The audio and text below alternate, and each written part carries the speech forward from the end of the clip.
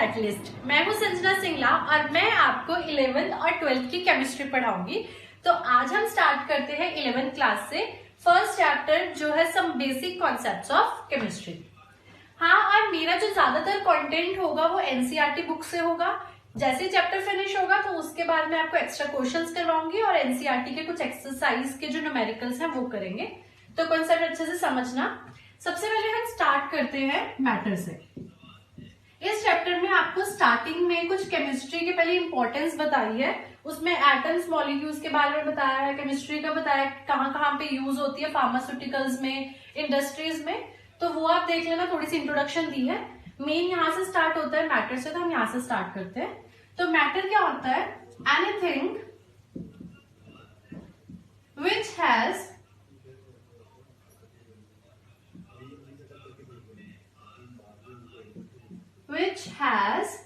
mass and occupies space is called matter। ठीक है, तो क्या है? कोई भी चीज जिसका कुछ ना कुछ मास और वो कुछ ना कुछ स्पेस ऑक्यूपाई कर रही है तो उसको हम क्या बोलते हैं? मैटर। एग्जांपल्स देख लो मैटर के, जैसे है बुक, पेन, एयर, टेबल। कोई भी एग्जाम्पल ले लो, बहुत सारे एग्जाम्पल्स आपके सराउंडिंग में। ठीक है, तो ये क्या है? मास भी है इनका कुछ ना कुछ, और ये कुछ ना कुछ हमारे सराउंडिंग्स में स्पेस भी कवर कर रही है, तो इसलिए हम इसको क्या बोलते हैं? मैटर। अब मैटर की दो तरह की क्लासिफिकेशन होती है, एक होती है फिजिकल क्लासिफिकेशन और दूसरी होती है केमिकल क्लासिफिकेशन। अब फिजिकल और केमिकल क्लासिफिकेशन में क्या डिफरेंस है? नाम से ही पता चल रहा है, एक है फिजिकली और एक है केमिकली। ठीक है, फिजिकली में क्या करते हैं हम? फिजिकल क्लासिफिकेशन में जो मैटर होता है उसको हम उसके फिजिकल अपीयरेंस के बेसिस पे डिवाइड करते हैं। फिजिकल अपीयरेंस मतलब उसके शेप पे, उसके साइज पे, उसका मेल्टिंग पॉइंट, बॉइलिंग पॉइंट कैसा है, उसके बेसिस पे हम इसको डिवाइड करते हैं। फिर आता है केमिकल क्लासिफिकेशन। केमिकल क्लासिफिकेशन में क्या है? हम उसकी केमिकल रिएक्शंस के बेसिस पे करते हैं कि वो कितना ज्यादा किसी के साथ रिएक्ट हो रहा है, कितना ज्यादा किसी के साथ सॉल्यूबल है, अपनी एसिडिक बिहेवियर शो कर रहा है किसी रिएक्शन में या बेसिक बिहेवियर शो कर रहा है। तो हम मैटर को इन दो चीजों में डिवाइड करेंगे। तो सबसे पहले हम बात करते हैं फिजिकल क्लासिफिकेशन की। जो फिजिकल क्लासिफिकेशन है उसमें जो हमारा मेटल है वो तीन चीजों में डिवाइड होता है। एक तो है सॉलिड, नेक्स्ट है लिक्विड, थर्ड है गैस। अब आपने ये पढ़ रखा है सॉलिड, लिक्विड, गैस, इसकी सारी प्रॉपर्टीज भी कर रखी हैं। थोड़ा सा ब्रीफ देख लो। सॉलिड क्या होता है? जिसकी डेफिनेट शेप और डेफिनेट वॉल्यूम। ठीक है, यानी कि ये क्या होते हैं? इनकम्प्रेसिबल होते हैं। इनकी जो शेप होती है और वॉल्यूम वो दोनों क्या होते हैं? डेफिनेट होते हैं, मतलब चेंज नहीं होते जल्दी। और जो लिक्विड है, लिक्विड की डेफिनेट वॉल्यूम तो होगा बट इसकी डेफिनेट शेप नहीं होगी। Definite volume but not shape. क्यों? क्योंकि अगर मैं किसी दो कंटेनर ले रही हूँ अलग अलग शेप के, जैसे एक ये मेरा कंटेनर है और एक ये कंटेनर है, तो इसमें क्या है? मैंने वॉल्यूम सेम ही रखा। अगर मैंने 10 ml वाटर लिया है, इसमें भी 10 ml है, तो मेरा वॉल्यूम सेम है बट इसमें क्या है? शेप चेंज हो जाएगी। ठीक है, तो इसलिए definite volume but not definite shape. जो गैस है, गैस में ना ही डेफिनेट शेप होती है ना ही डेफिनेट वॉल्यूम, तो no definite shape and volume.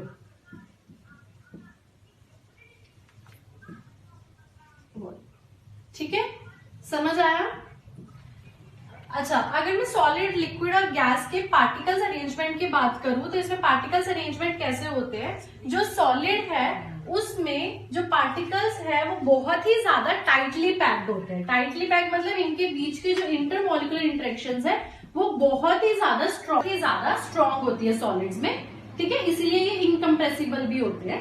But जो लिक्विड है, लिक्विड में क्या है? जो इनके पार्टिकल्स के बीच में जो अट्रैक्शंस है वो थोड़ी कम होती है एज कंपेयर टू सॉलिड्स। ठीक है, तो ये जो पार्टिकल्स होते हैं लिक्विड के वो थोड़े लूजली पैक्ड होते हैं।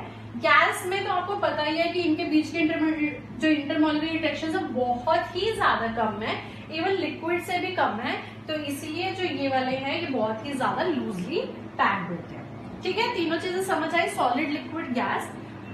अच्छा, और ये भी है कि अगर आपने सॉलिड को लिक्विड में कन्वर्जन की बात करते हैं, अगर हम इनके फिजिकल स्टेट्स को हमने जब चेंज करना होता है तो कैसे करते हैं।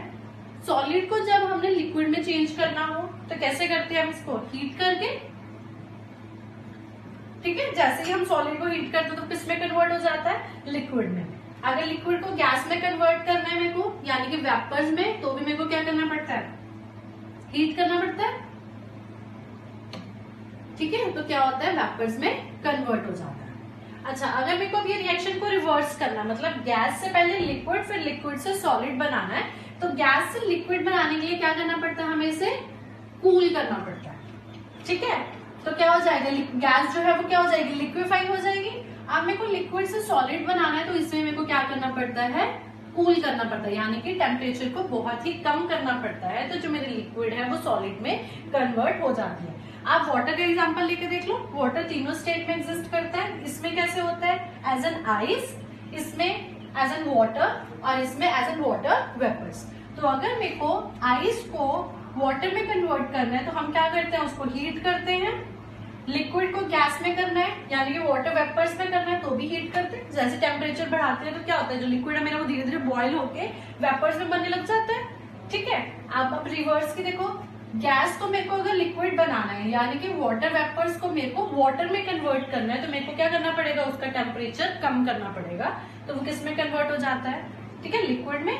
फिर लिक्विड से अगर मेरे को आइस, मतलब वाटर से आइस बनानी, तो हम क्या करते हैं, फ्रिज में रखते हैं, टेम्परेचर कम करते हैं, यानी कि कूल करते हैं। तो ऐसे मेरा लिक्विड सॉलिड में कन्वर्ट हो जाता है। ठीक है, अब जो नेक्स्ट टॉपिक है इसमें, अच्छा ये पढ़ा भी, केमिकल क्लासिफिकेशन करनी है, इसको अच्छे से समझना, केमिकल क्लासिफिकेशन को। इसका पूरा एक चार्ट है वो बना लो, फिर अच्छे से क्लियर हो जाएगा। केमिकल क्लासिफिकेशन में जो हमारा मैटर है वो पहले दो चीजों में डिवाइड होता है। ठीक है, किस किस में, एक तो है मिक्सचर्स और एक है हमारे प्योर सब्सटेंस।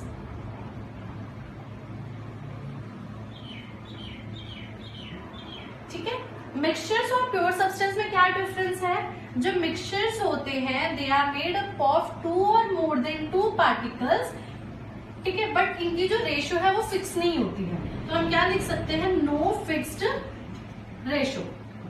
यानी कि अगर मेरे पास कोई भी दो या दो तरह के जो पार्टिकल्स हमने जिसको मिक्स करके मिक्सचर बनाना है, उनकी हम कभी भी रेशो फिक्स नहीं लेते। जैसे एग्जांपल देख लो, अगर मेरे को जैसे शुगर और वाटर को करना है, ठीक है, शुगर प्लस वाटर को मिक्स करना है, तो जरूरी नहीं है कि मैं हमेशा ये क्वांटिटी देखूंगी कि अगर मैं शुगर को इतने ही ग्राम्स लूंगी, इतने ही ml वाटर में, तभी मेरा शुगर सॉल्यूशन बनेगा, वरना नहीं बनेगा। ठीक है, तो ऐसा नहीं है, कोई भी इसमें फिक्स रेशो नहीं होती, हम जितना मर्जी शुगर ले सकते हैं और जितनी मर्जी वाटर ले सकते हैं, तो हमारा ये क्या बन जाता है, मिक्सचर। बट जो प्योर सब्सटेंस है उसमें क्या है, एक तो ये एक तरह के पार्टिकल से ही बने होते हैं। एक तरह के पार्टिकल्स मतलब वो पार्टिकल्स जिनका केमिकल नेचर सेम हो। ठीक है, और इसमें हमेशा जब भी हम उन पार्टिकल्स को जोड़ते हैं या कंबाइन करते हैं, तो हमेशा एक फिक्स्ड रेशो में ही जोड़ते हैं। ठीक है, जैसे एग्जांपल देखो, वाटर देख लो, वाटर में क्या है, किस किस चीजों से बना है, एक हाइड्रोजन एटम से और एक ऑक्सीजन से। तो इसमें जो हाइड्रोजन है वो हमेशा 2 रेशो में होंगे और जो ऑक्सीजन है वो हमेशा 1 रेशो में होगी। तो ये क्या है, फिक्स्ड रेशो। बट मिक्सचर्स में क्या है, कोई भी फिक्स्ड रेशो नहीं होगी। ठीक है, एग्जाम्पल्स आपको ये बता दिया, इसका एग्जाम्पल ये भी है, और साथ में हमारा गोल्ड हो सकता है, सिल्वर हो सकता है। ऐसा क्यों, क्योंकि एक ही तरह के पार्टिकल से बने हैं। जो भी मेरा कोई गोल्ड एटम होगा, जो भी कोई गोल्ड एलिमेंट होगा, उसके बीच में क्या है, जो एलिमेंट होता है वो क्या है, एटम से ही तो बना होगा। तो इस गोल्ड एलिमेंट में क्या होगा, सारे ही मेरे एटम्स किसके होंगे, गोल्ड के ही होंगे। तो ये एक ही तरह के केमिकल, जो केमिकली सेम होते हैं पार्टिकल्स, उनसे बने होते हैं। अब आता है मिक्सचर्स। जो मिक्सचर्स हैं वो भी 2 चीजों में डिवाइड होते हैं। 2 तरह के मिक्सचर्स होते हैं, एक होते हैं होमोजीनियस और एक होते हैं हेट्रोजीनियस। होमोजीनियस और हेट्रोजीनियस में क्या फर्क है, जो होमोजीनियस मिक्सचर्स होते हैं उनकी जो कॉम्पोजिशन होती है वो हमेशा यूनिफॉर्म होती है। तो क्या बोल सकते हैं, जब भी हम किसी दो चीजों को या दो सब्सटेंसेस को मिक्स करेंगे तो उनकी जो कॉम्पोजिशन है वो हमेशा यूनिफॉर्म होगी। मतलब क्या है यूनिफॉर्म कॉम्पोजिशन का, कि जब आपने जैसे ये एग्जांपल देखो शुगर और वाटर का, तो जैसे ही आप शुगर और वाटर को मिक्स करते हो तो वो क्या हो जाता है, अच्छे से थॉरली मिक्स हो जाता है। तो क्या है, उसमें कोई भी अलग से सेपरेट लेयर नहीं दिखाई दे रही ना, तो इसको हम क्या बोलते हैं, यूनिफॉर्म कॉम्पोजिशन। बट हेट्रोजीनियस में क्या है, अलग से सेपरेट लेयर दिखाई देती है। मतलब इनकी जो कॉम्पोजिशन है वो क्या है, नॉन यूनिफॉर्म कॉम्पोजिशन। मतलब हम इसको किसी भी फिजिकल क्वांटिटी से सेपरेट आउट कर सकते हैं। एग्जाम्पल इसमें हेट्रोजीनियस का एग्जाम्पल क्या हो सकता है, सैंड प्लस वाटर। जब भी आप सैंड को वाटर को मिक्स करते हो तो क्या है, बहुत सारे पार्टिकल्स है, पहले तो हमने यही पढ़ा ना मिक्सचर में क्या है, दो या दो से ज्यादा सब्सटेंसेस हो सकते हैं। तो जब सैंड और वाटर को मिक्स किया तो उसमें कितने सारे सब्सटेंसेस थे, मिक्स किया, उसके बाद मेरे को सेपरेट लेयर भी दिखाई दी इनके बीच में, सैंड सारा नीचे वाटर ऊपर, है ना। तो क्या इनमें सेपरेट लेयर दिखाई दी, तो इनकी कॉम्पोजिशन कैसी है, नॉन यूनिफॉर्म। तो ये है होमोजीनियस, ये है हेट्रोजीनियस मिक्सचर्स। अब प्योर सब्सटेंसेस की बात करें तो प्योर सब्सटेंसेस भी दो तरह के होते हैं। एक तो होते हैं एलिमेंट्स और दूसरे होते हैं हमारे कंपाउंड्स। ठीक है, एलिमेंट्स क्या होते हैं, जो एलिमेंट्स है वो सिर्फ और सिर्फ एक ही तरह के पार्टिकल से बने होंगे। जैसे कि एग्जांपल देखो सोडियम, ठीक है, सोडियम एलिमेंट, जैसे मैंने आपको इसका एग्जांपल बताया था ना, गोल्ड वाला, सेम ऐसे ही है। जो सोडियम है उसमें क्या है, एक ही तरह के एलिमेंट, एक ही तरह के एटम्स प्रेजेंट है सोडियम एलिमेंट में, तो इसको हम क्या बोलेंगे, एलिमेंट। ठीक है, यानी कि इसको हम बहुत ही ज्यादा मतलब छोटे और भी ज्यादा छोटे पार्टिकल्स में हम इसको ब्रेक नहीं कर सकते। बट जो कंपाउंड्स हैं वो क्या होते हैं, दो तरह के पार्टिकल से बने होंगे इन अ फिक्स्ड रेशियो। जैसे वाटर है, ग्लूकोज देख लो, ग्लूकोज में क्या क्या है, कार्बन है, हाइड्रोजन है, ऑक्सीजन है, बट फिक्स्ड रेशियो में है। हमेशा कार्बन कितने होने चाहिए, 6, हाइड्रोजन 12 और ऑक्सीजन भी 6। तो इनको हम क्या बोलते हैं, कंपाउंड्स। और कंपाउंड्स को हम उनके सिंपलर सब्सटेंसेस में ब्रेक कर सकते हैं। ठीक है, समझ आ गया ना। मैटर दो तरह के थे, एक था मिक्सचर और एक था प्योर सब्सटेंसेस। जो मिक्सचर्स है वो भी दो तरह के होते हैं, होमोजीनियस और हेट्रोजीनियस मिक्सचर्स। फिर आते हैं प्योर सब्सटेंस। प्योर सब्सटेंसेस भी दो तरह के थे, एलिमेंट्स और कंपाउंड्स। जो कंपाउंड्स होते हैं वो एलिमेंट से ही जुड़ के बने होते हैं। ठीक है, अच्छा अब हम करते हैं नेक्स्ट टॉपिक, जो है international system of units. International system of units से क्या मतलब है आपका, कि जितनी भी आपकी फिजिकल क्वांटिटीज होती है, फिजिकल क्वांटिटीज मतलब जैसे आपने अपना वेट चेक किया, अपनी लेंथ चेक की, ठीक है, टाइम चेक किया, तो इन सब की यूनिट्स क्या होती है, इंटरनेशनली, जो हम सब लोग यूज करते हैं। तो वो जो इंटरनेशनली यूनिट्स है उसको हम क्या बोलते हैं, SI से रिप्रेजेंट करते हैं, और इसको हम बोलते हैं इंटरनेशनल सिस्टम ऑफ यूनिट्स। ठीक है, सबसे पहले इसमें आता है लेंथ। जब भी हम लेंथ चेक करते हैं, ये लिख लो यहाँ पे, ये फिजिकल क्वांटिटीज है, और यहाँ पे हम लिखेंगे यूनिट्स। तो जब हम लेंथ चेक करते हैं तो क्या यूनिट्स यूज करते हैं हम, मीटर भी, किलोमीटर भी, है ना, सेंटीमीटर्स भी यूज करते हैं। बट जो इंटरनेशनल सिस्टम ऑफ यूनिट्स के अगर हम अकॉर्डिंग देखें तो लेंथ की जो यूनिट होती है वो कौन सी होती है, मीटर। ठीक है, उसके बाद आता है मास। मास जब मेजर करते हैं तो उसकी यूनिट होती है किलोग्राम्स। थर्ड आता है टाइम। टाइम की यूनिट्स क्या होती है, सेकेंड, ये याद कर लेना। ठीक है, फिर फोर्थ आता है टेम्परेचर। टेम्परेचर की भी बहुत सारी यूनिट्स हैं, जैसे केल्विन हो गया, सेल्सियस है, फ़ारेनहाइट है। ठीक है, तो बट SI मतलब इंटरनेशनल सिस्टम ऑफ यूनिट्स के अकॉर्डिंग टेम्परेचर की जो यूनिट्स है वो क्या है, केल्विन। नेक्स्ट आता है अमाउंट ऑफ सब्सटेंस, यानी कि अगर आपके पास कोई भी सब्सटेंस है तो आपने अगर उसका अमाउंट चेक करना है, मतलब अगर आपको किसी ने बोला है कि इतना सब्सटेंस लेके आओ, तो वो हम किस चीज में चेक करते हैं, मोल्स में। ठीक है, फिर आता है 6 जो है वो है इलेक्ट्रिक करंट। इलेक्ट्रिक करंट को किस चीज में मेजर करते हैं, क्या यूनिट्स होती हैं, दैट इज एम्पेयर।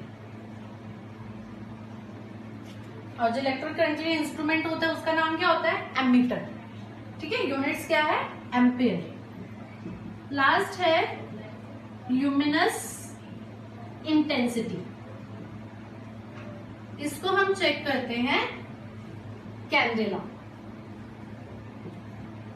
ठीक है, समझ आया ना सारा, ये नोट कर लेना, बहुत इजी सा था। ठीक है, अब है, अच्छा एक टेम्परेचर कन्वर्जन है, छोटा सा टॉपिक है, 2 फॉर्मूलेज है वो भी याद कर लो। टेम्परेचर कन्वर्जन,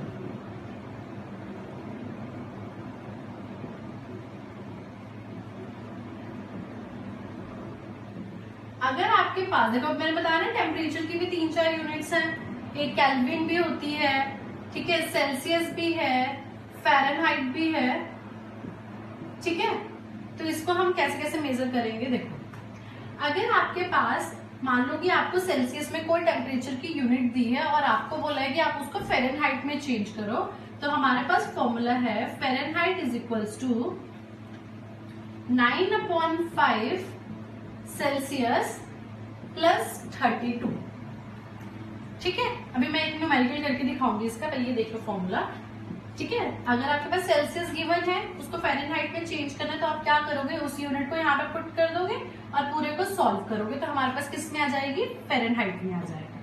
और अगर आपको केल्विन में चेंज करना है, तो केल्विन में चेंज करने के लिए क्या करना है, सेल्सियस जो भी आपको टेम्परेचर दिया होगा सेल्सियस प्लस 273.15। ठीक है, ये दोनों फॉर्मूले हैं। अब एग्जांपल देखो, जैसे अब हमारे को पता है कि कोई भी अगर हेल्दी पर्सन है तो उसका जो बॉडी टेम्परेचर होता है वो कितना है, 37 डिग्री सेल्सियस।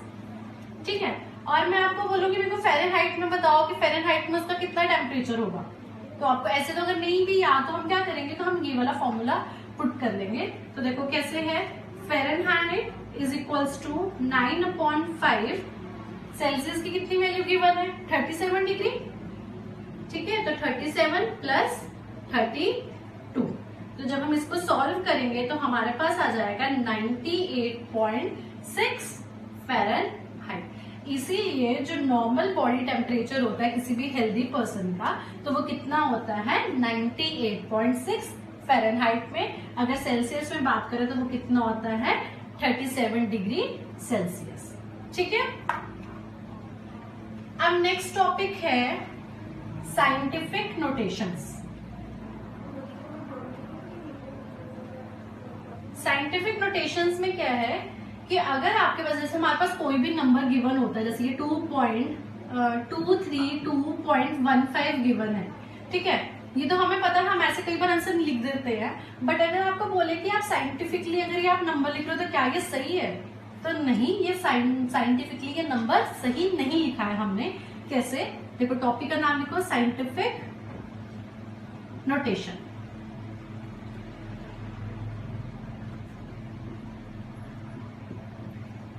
अब साइंटिफिक नोटेशन में जो फर्स्ट रूल है वो यही है कि जो आपका डेसिमल है, डेसिमल हमारा वहां पे होना चाहिए कि उसके लेफ्ट साइड पे कम से कम एक नॉन जीरो डिजिट प्रेजेंट हो। ठीक है, कैसे, अब देखो यहाँ पे क्या है कि ये जो डेसिमल है कहाँ पे लगा हुआ है, यहाँ पे है। मैंने क्या बोला कि इस डेसिमल के आगे सिर्फ एक, कोई उसके लेफ्ट साइड में कोई एक डिजिट होनी चाहिए। तो मेरे को क्या करना है, इसको यहाँ पे शिफ्ट करूंगी, कितने से शिफ्ट किया, 2 से, तो मेरे पास क्या आया 2.3215। ये तो एज इट इज लिखा ना, हमने डेसिमल को यहाँ से यहाँ पे शिफ्ट कर दिया, तो ये आ गया। अब मैंने कितने से शिफ्ट किया था, यहाँ पे 2 से, तो जब भी हम इस डेसिमल को लेफ्ट साइड में लेके जाते हैं तो हमेशा जो भी पावर है उसमें आपने ऐड कर देना। ठीक है, तो यहाँ पे हमने क्या किया, लेफ्ट साइड में लेके गए डेसिमल को, तो क्या आ जाएगा 10⁻²। लेफ्ट साइड में लेके जाएंगे तो उतनी ही पावर हमने ऐड करनी है। कितने से किए थे, 2 से गए थे, तो 2 हमने यहाँ पे ऐड कर दी। ठीक है, अब ये हम देखें तो ये साइंटिफिकली बहुत सही है। ठीक है, तो मतलब क्या फर्स्ट रूल क्या निकला कि हमने डेसिमल को वहां तक शिफ्ट करना है कि उसके लेफ्ट साइड में एक डिजिट प्रेजेंट हो। ठीक है, सिर्फ एक ही डिजिट होना चाहिए। यहाँ पे तो जैसे 3 थी बट ये साइंटिफिकली नहीं सही था, तो हमने ये कर दिया। ठीक है, और एग्जांपल देख लो इसका, जैसे 0.00016। ठीक है, क्या ये सही है? नहीं, मैंने क्या बोला था कि डेसिमल के आगे एक नॉन जीरो प्रेजेंट होना चाहिए लेफ्ट साइड में। तो अब ये तो सारे जीरो है, तो मेरे को कहाँ पे शिफ्ट करना पड़ेगा इसको? यहाँ पे। किस साइड में लेके जा रही हूँ मैं? राइट साइड में लेके जा रही हूँ ना, तो मेरे पास क्या बन गया 1.6, क्योंकि यहाँ पे लेके गए। Into 10 raise to the power, कितने से मूव किए हैं? 1 2 3 4, 4 से मूव किए हैं। किस साइड में? राइट साइड में। तो जब राइट साइड में मूव करते हैं तो क्या हो जाता है वहां पे? माइनस। जितनी भी पावर होगी उसमें माइनस हो जाएगा। समझ आया? ठीक है, एक और एग्जांपल देख लो, जैसे ये देख लो, जैसे 0.0038 into 10 raise to the power 4। ठीक है, ये गिवन है। ये क्या सही है साइंटिफिकली? नहीं ना। तो हमें क्या करना होगा? इस डेसिमल को क्या करना है? यहाँ पे शिफ्ट करना है। समझ आ रहा है ना ये? तो यहाँ पे क्या करना है? इसको मेरे को यहाँ पे शिफ्ट करूंगी। तो यहाँ पे जब मैंने शिफ्ट किया तो कितना आया मेरे पास? 3.8। कितने से मूव किया? 3 से। किस साइड में मूव किया? देखो, राइट साइड में मूव किया। तो राइट साइड में करते तो यहाँ पे क्या हो जाएगा?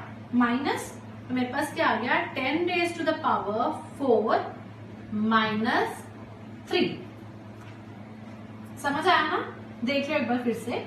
यहाँ पे डेसिमल था, मेरे को पता था कि ये साइंटिफिकली नहीं सही, तो मैंने क्या किया? इसको यहाँ पे लेके चली गई। क्यों? क्योंकि हमारे को पता है कि डेसिमल के लेफ्ट साइड पे एक कोई भी नॉन जीरो डिजिट प्रेजेंट होना चाहिए। ठीक है, तो जब यहाँ पे मैंने शिफ्ट किया तो मेरे पास क्या बना? 3.8। कितने से मूव किया था मैंने? 3 से। और मैंने बताया कि अगर मैं राइट साइड में मूव करूंगी तो हमेशा वहां पे हम क्या करेंगे? माइनस में करेंगे। और अगर लेफ्ट साइड में करूंगी तो पावर में हम क्या करेंगे? ऐड करेंगे उतने ही टर्म जितने से आप मूव किए हो। तो जब मैंने राइट साइड में किया तो कितना आ गया? -3। तो जितनी पावर थी उसमें मैंने क्या कर दिया? 3 माइनस कर दिया। तो मेरे पास क्या आंसर आ गया? 3.8 into 10 raise to the power 1। ठीक है, ये तो था फर्स्ट रूल। अब सेकंड रूल में क्या बोलते हैं? जो सेकंड रूल है वो है एडिशन और सब्ट्रैक्शन का, कि अगर आपको कोई दो टर्म्स दी हैं तो उसको आपने, अगर उसके साथ पावर्स कुछ गिवन है तो आपने उसको कैसे ऐड करना है साइंटिफिकली। तो देखो, जैसे हमारे को गिवन है 5.34 into 10 raise to the power 4 plus 53.4 multiplied by 10 raise to the power 3। ये दो टर्म्स दी हैं आपको और इन्होंने बोला कि इन दोनों टर्म्स को ऐड करो। तो सबसे पहले याद रखना, जब भी हमने एडिशन और सब्ट्रैक्शन करना है तो जो ये पावर्स है ना 10 रेज टू पावर, ये जो एक्सपोनेंट्स है ये हमेशा सेम होने चाहिए, तब आप इन दोनों को अच्छे से ऐड कर पाओगे। ठीक है, अब इन दोनों को कैसे हम सेम कर सकते हैं? ये 4 है, ये क्या है? 3 है। तो मैं अगर ये वाले पॉइंट को यहाँ पे शिफ्ट कर दूं तो मेरे को पता है कि मैं 1 से शिफ्ट कर रही हूँ तो यहाँ पे 1 माइनस हो जाएगा। तो 4 में से जब 1 गया तो कितना हो गया? 10 रेज टू द पावर 3। तो मतलब मेरी पावर्स क्या होगी? दोनों सेम हो गई ना। तो देखो हमारे पास क्या आ गया? 53.4 into the 10 raise to power 4 minus 1। 1 से शिफ्ट किया इस डेसिमल को मैंने यहाँ पे। ठीक है, plus 53.14 into 10 raise to the power, और दोनों क्या हो गई है? सेम। तो क्या आ गया? 53.4 into 10 raise to the power 3 plus 53.4 into 10 raise to the power 3। मैंने क्या बोला था कि दोनों पावर्स जो होनी चाहिए वो दोनों सेम होनी चाहिए। होगी ऐसे। अब इसको क्या कर सकते हैं? हम डायरेक्टली ऐड कर सकते हैं। तो 53.4 कितना आ गया? 8 6 10। ठीक है, तो मेरा आंसर क्या आ गया? 106.8 into 10 raise to the power 3। ये दोनों हमने सेम क्यों की है? जब हम दोनों को सेम करेंगे तो हम क्या कर सकते हैं? दोनों को इसमें कॉमन निकाल सकते हैं और उसके बाद जो ये दोनों टर्म्स बन जाएंगे वो क्या हो जाएंगे? इजी हो जाएंगे ऐड करने के लिए। तो हमारे पास ये आंसर आ गया। तो याद रखना, जब भी आपको एडिशन वाली टर्म आए ऐड करने के लिए तो हमेशा जो ये एक्सपोनेंट्स है वो हमेशा सेम होने चाहिए। अगर नहीं भी सेम तो आप उसको डेसिमल को शिफ्ट करके सेम कर सकते हो। ठीक है, ये तो है एडिशन। अब ऐसे ही सेम सब्ट्रैक्शन में देख लो, ये ले लो, चाहे 5.34 multiplied by 10 raise to the power 4 minus 5.3 53.4 multiplied by 10 raise to the power 3। ठीक है, अब माइनस करने के लिए बोला है, सेम वही रूल है जैसे हमने ऐड में किया कि पहले दोनों की पावर्स को क्या करना पड़ेगा, हमें सेम करना पड़ेगा। तो मैंने क्या किया, 53.4 multiplied by 10 raise to the power 3 minus 53.4 multiplied by 10 raise to the power 3। यहाँ पे तो चलो जीरो ही हो गया। ठीक है, अगर कोई दूसरी टर्म होती है तो यहाँ पे क्या कर लो, चलो यहाँ पे 9 ले लो, फिर करके देख लो, नहीं तो 0 हो जाएगा आंसर। ठीक है, तो ये कितना आ गया, 53.9। दोनों हो गई, एक्सपोनेंट्स दोनों सेम हो गए। तो अब जब मैंने इसको सॉल्व किया तो मेरे पास क्या आ गया, 53.9 में से 53.4 जब मैंने माइनस किया तो मेरे पास कितना आ गया, 0.5। तो मेरे पास आंसर किस में आएगा, माइनस में आएगा। तो मेरे पास आंसर आया -0.5 into 10 raise to the power 3। ठीक है, दोनों केस समझ आया ना। ये सिंपल वाला था जिसमें आपने, अगर आपको कोई फिगर गिवन है, कोई नंबर गिवन है, तो आपने उसको साइंटिफिकली कैसे लिखना है। और अगर आपको एडिशन और सब्ट्रैक्शन में आए तो आपको क्या करना है, सबसे पहले एक्सपोनेंट सेम करने हैं, उसके बाद उनको कॉमन निकालना साइड में, वो तो आंसर में आएगा ही। जितनी भी टर्म्स और बची हैं उन सबको क्या कर देना है, डायरेक्टली ऐड कर देना है या सब्ट्रैक्ट कर देना है। ठीक है, अब नेक्स्ट आता है मल्टीप्लीकेशन का केस। मल्टीप्लीकेशन में देखो, मल्टीप्लाई और डिवाइड दोनों का आएगा। उसमें क्या करना है,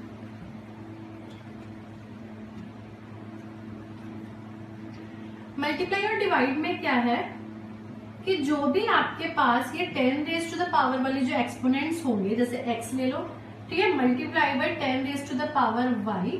तो अगर मल्टीप्लाई में बेस सेम होंगे, नीचे वाले इनको बेस बोलते हैं, इनको एक्सपोनेंट्स, तो अगर ये बेस सेम होंगे तो जो हमारी एक्सपोनेंट्स की पावर है वो क्या हो जाएंगी, ऐड हो जाती है। ठीक है, और अगर सेम ये चीज डिवाइड में हो, 10 raise to the power x divided by 10 raise to the power y, तो अगर बेस सेम होंगे तो जो हमारी पावर्स है वो क्या हो जाएंगी, माइनस। आपने बेस को एक ही बार लिखना है क्योंकि बेस सेम है, बेस को एक बार लिखना है और जो पावर है उन दोनों को माइनस कर देना है। तो मल्टीप्लाई में क्या होगा, पावर्स ऐड हो जाएंगी, और डिवाइड में क्या हो जाएंगी, पावर्स माइनस में चले जाएंगे। ठीक है, एग्जाम्पल देख लो इसका। जैसे हमारे को गिवन है 5 multiplied by 10 raise to the power 3 multiplied by 1.1 into 10 raise to the power 7। ठीक है, ये हमारे को गिवन है, मल्टीप्लाई के लिए बोला है। अब हमारे को पता है ये दोनों टर्म्स को तो मल्टीप्लाई करना ही पड़ेगा, तो हमने क्या किया, इसको हमने लिख लिया 5 multiplied by 1.1 into 10 raise to the power. अभी देखो दोनों का बेस सेम है, जब दोनों का बेस सेम है तो जो ये पावर्स है वो क्या हो जाएंगी, ऐड हो जाएंगी ना। तो हमारे पास क्या आ जाएगा, 3 + 7। तो हमारे पास आंसर क्या आ गया, जब 5 को 1.1 से करेंगे 5.5 into 10 raise to the power 10। इन दोनों पावर्स को हमने क्या कर दिया, दोनों नंबर्स है उन दोनों को क्या कर दिया, ऐड कर दिया। तो ये है मल्टीप्लाई का केस। ठीक है, बेस सेम है तो पावर्स को कर दो ऐड। अब नेक्स्ट जैसे आता है आपके पास 4.4 डिवाइड का देख लो एक बार, 4.4 into 10 raise to the power -3 upon 2.2 into 10 raise to the power 7। ठीक है, अब ये क्या केस है, डिवाइड वाला केस है। तो डिवाइड में मैंने क्या बोला था कि जब बेस सेम होंगे तो पावर्स को क्या कर देंगे, हम माइनस कर देंगे। तो सेम ऐसे ही करेंगे। तो जब मैंने 2.2 को 4.4 को 2.2 से जब डिवाइड किया तो मेरे पास कितना आ गया, 2। ठीक है, तो 2 into 10 raise to the power कितना है, -3।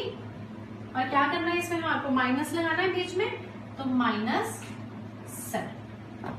ठीक है, मेरे पास कितना आंसर आ गया, 2 into 10 raise to the power -10, क्योंकि माइनस माइनस क्या होता है प्लस, बट साइन किसका आएगा, माइनस का। तो ये मेरे पास आ गया इसका आंसर। ठीक है, देख लो एक बार, समझ लो कि जब भी मल्टीप्लाई होगा तो उसमें पावर्स क्या हो जाएंगी, हमारी ऐड हो जाएंगी, और जब भी डिवाइड होगा तो उसमें पावर्स क्या हो जाएंगी, हमारी माइनस हो जाएंगी। इजी है बहुत। ठीक है, एक बार न्यूमेरिकल्स भी साथ साथ करके देख लो, खुद से सॉल्व करो। फिर जो नेक्स्ट है, नेक्स्ट टॉपिक जो है वो है साइंटिफिक नोटेशन, नहीं sorry scientific figures. Scientific notation तो कर लिया, साइंटिफिक फिगर्स में क्या है, आपको कोई नंबर्स गिवन होंगे तो उसमें आपको पूछेंगे कि इसमें कितने साइंटिफिक फिगर्स हैं। ठीक है, इसमें आ जाता है एक दो नंबर का क्वेश्चन आ जाता है, तो ये अच्छे से समझ लो। क्या है टॉपिक? सिग्निफिकेंट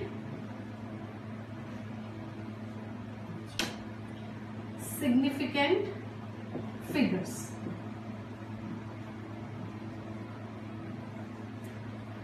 ठीक है, रूल्स है इसके 3-4 रूल्स हैं, अच्छे से समझना। सिग्निफिकेंट फिगर्स, आपको कोई नंबर गिवन होगा उसमें आपको बताने होते हैं कितने इसमें सिग्निफिकेंट फिगर्स प्रेजेंट है। नंबर जैसे 1 है, 2 है, 3 है, तो वो हम देखते हैं। फर्स्ट रूल इसका क्या है? ऑल द नॉन जीरो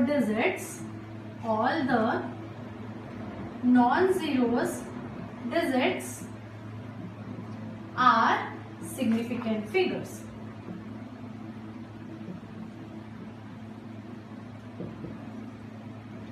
ठीक है, जितने भी नॉन जीरो डिजिट्स होंगे, नॉन जीरो मतलब जीरो के अलावा, जैसे 1, 2, 3 जितनी भी सारी हैं वो सारी क्या है? Non zero digit. तो जितनी भी नॉन जीरो डिजिट्स होंगी वो सारी क्या होती है? हमारी सिग्निफिकेंट फिगर्स होती है। जैसे 2, 3, 4 कितने सिग्निफिकेंट फिगर्स हैं? 3। ठीक है, 0, 2, 3, 4 कितने सिग्निफिकेंट फिगर्स हैं? 3।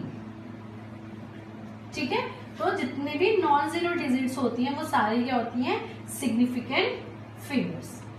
ठीक है, अब नेक्स्ट क्या है इसका rule? The zeros present between two non zero digits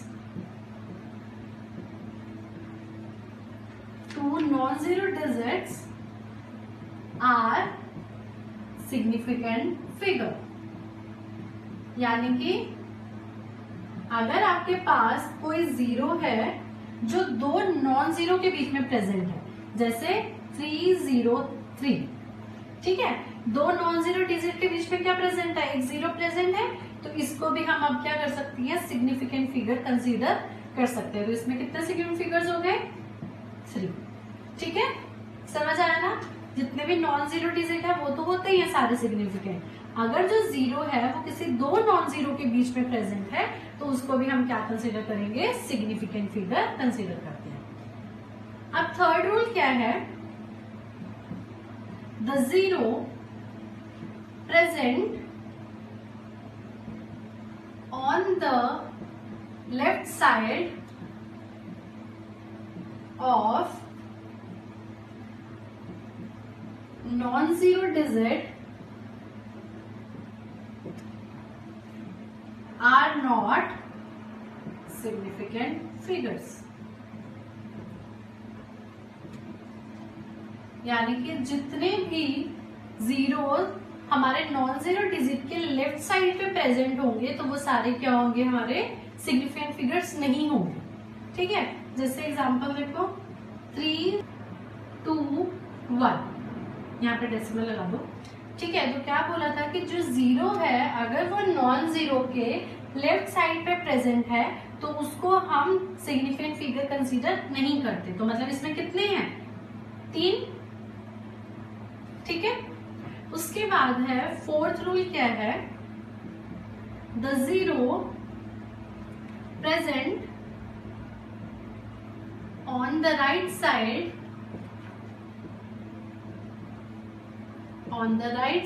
of the number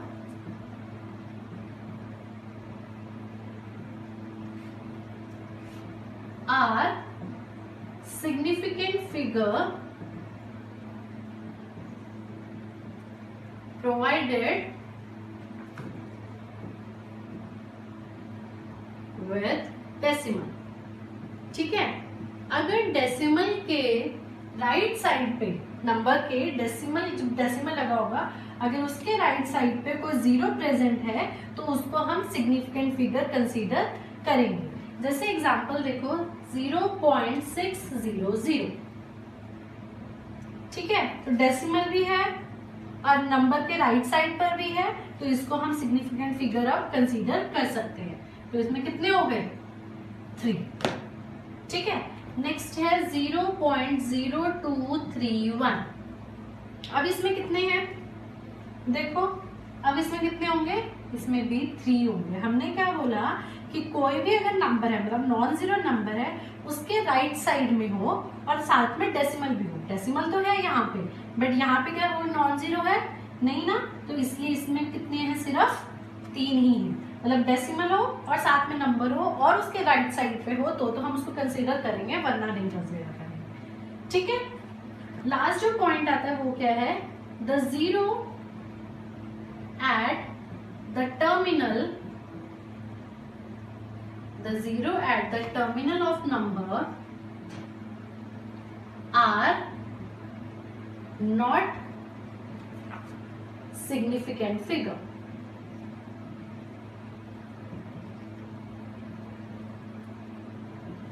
यानी कि अगर वहां पे कोई भी डेसिमल प्रेजेंट नहीं है तो जो आपका जीरो टर्मिनल यानी कि राइट साइड पे होगा उसको हम कंसीडर नहीं करेंगे एज अ सिग्निफिकेंट फिगर। जैसे 500 गिवन है, ठीक है, जैसे सेम यही वाला रूल था। हमने क्या बोला था कि डेसिमल भी होना चाहिए और कोई ना कोई नंबर भी होना चाहिए, उसके राइट साइड पे होगा तो वो होंगे सिग्निफिकेंट फिगर्स, है ना।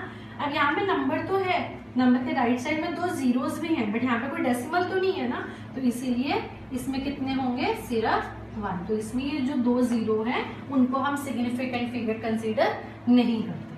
ठीक है, समझ आया ना। जितने भी नॉन जीरो हैं वो तो सारे सिग्निफिकेंट फिगर्स होंगे ही। The zeros present between the 2 non zero तो वो भी सिग्निफिकेंट फिगर होंगे। जैसे यहाँ पे और ले लो 0.601, इसमें कितने हैं 001 ले लो, इसमें भी कितने हैं 4। ठीक है, 2 नॉन जीरो के बीच में जितने भी जीरोस होंगे उनको हम क्या करते हैं, सिग्निफिकेंट फिगर कंसीडर करते हैं। थर्ड क्या था, the zero present on the left side of the non zero are not significant figures.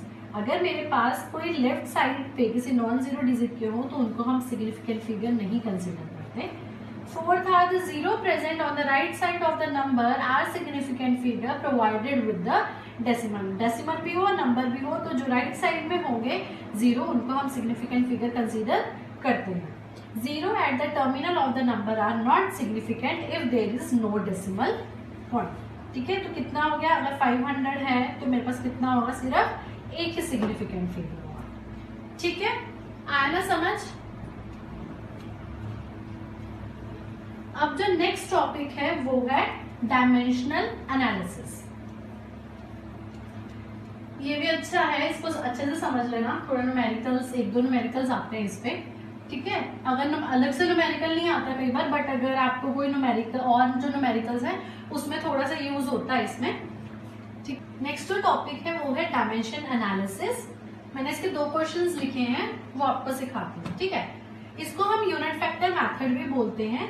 अब जो क्या है, जैसे इन्होंने क्वेश्चन देखो क्या है, पहले a piece of metal is 3 inch long, what is its length in centimetre. तो मतलब डायमेंशन एनालिसिस में क्या आता है कि आपको कोई भी एक फिजिकल जो क्वांटिटी है उसको एक यूनिट में दिया होगा, आपको दूसरी यूनिट में चेंज करने के लिए बोलेंगे। ठीक है, ये आपको सिंपल लगेगा, हम यूनिटरी मेथड से भी इजिली कर सकते हैं, बट इस चैप्टर में जो मैं आपको मेथड सिखाऊंगी उसी से ही करना।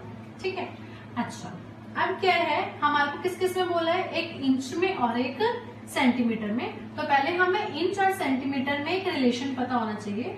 तो क्या है कि जो 1 इंच होता है वो होता है 2.54 सेंटीमीटर के इक्वल। ठीक है, ये याद कर लेना, 1 inch is equals to 2.54 centimetre. ठीक है, तो अब इसको कैसे लिखते हैं ये वाले मेथड में, डायमेंशन एनालिसिस में, 1 inch upon 2.54 centimetre is equals to 1।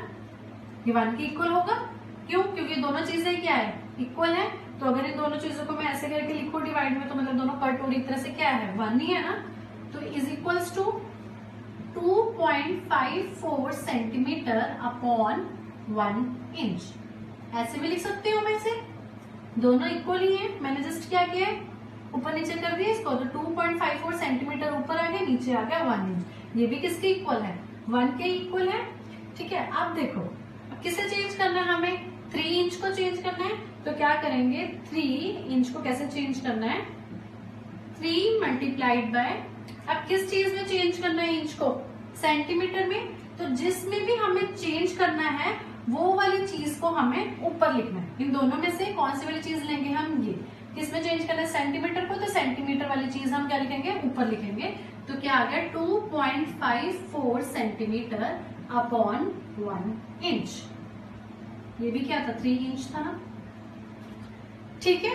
अब क्या है इंच से इंच कट क्या, अब ये इजी हो जाता है ऐसे लिखना क्योंकि हमारे को पता है कि यूनिट जो सेम है वो भी कट जाएंगे, है ना। तो इंच इंच दोनों क्या हो गए कट हो गए, तो मेरे पास क्या आ गया 3 मल्टीप्लाइड बाय 2.54 सेंटीमीटर, ठीक है। तो जब हम इसको सॉल्व करेंगे तो कितना आ जाएगा हमारे पास 2.54 मल्टीप्लाइड बाय 3